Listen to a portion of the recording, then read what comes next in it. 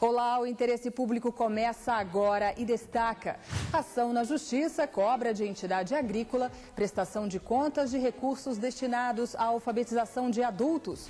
No Tocantins, fiscalização vai verificar se bancos estão fazendo adaptações para garantir acesso de pessoas com deficiência física a agências.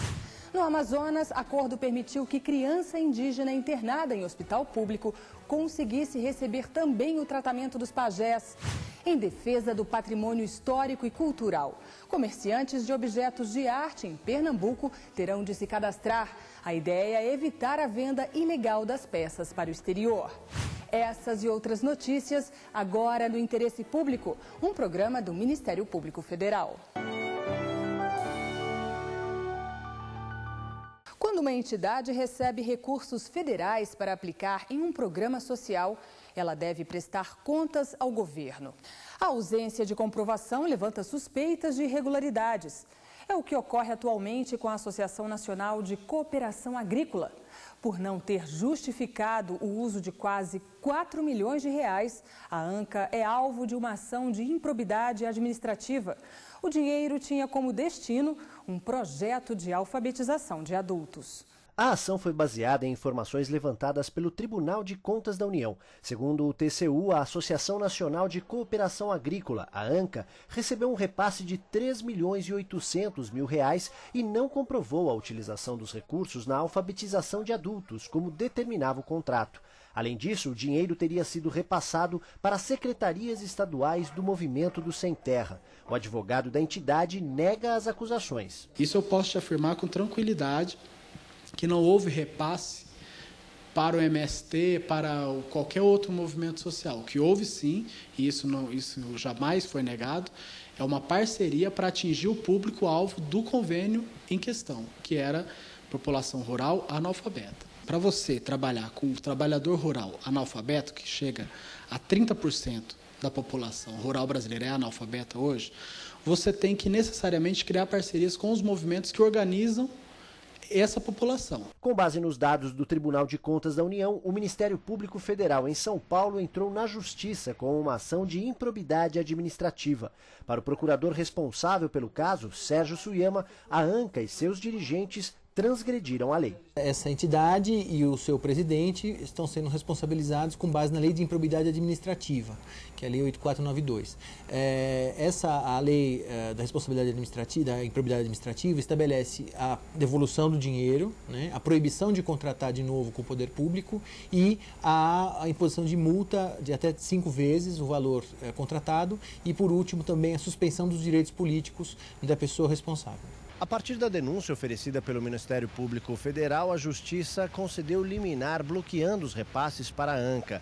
No final do processo, a entidade pode ser condenada a devolver os recursos aos cofres públicos e também a pagar multa. Segundo o MPF, outras ações desse tipo já estão tramitando. Esse programa Brasil Alfabetizado, ele celebrou vários convênios com muitas ONGs do Brasil inteiro.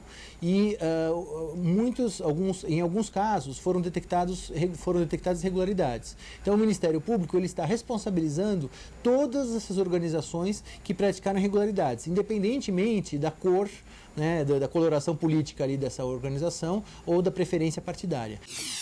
Fique por dentro. As ações de improbidade administrativa têm o objetivo de reparar danos causados à administração pública. Um exemplo é a má gestão dos recursos públicos. Elas podem ser propostas contra pessoas físicas e agentes públicos.